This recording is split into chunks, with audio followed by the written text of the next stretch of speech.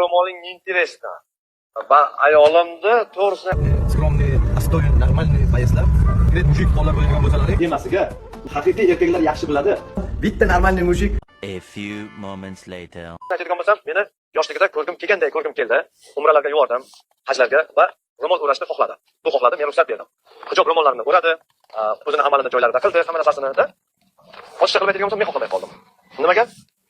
Men o'sha yoshligimda yaxshi ko'rgan ayolimni ko'rgim keldi. Har doim ko'z oldimda. Chunki uyga borganda baribir uxlayotadi. Kechqurun uxlaydi, ertalab borsam o'sha men oldin turib ketgan bo'ladi, men sal kechroq turib ketaman. O'sha uchun buni ro'molni majburlab yechib tashlagan. Meni yaxshi ko'rganimda, meni o'sha yoshligimda seni ko'rgandek ko'rgim keldi.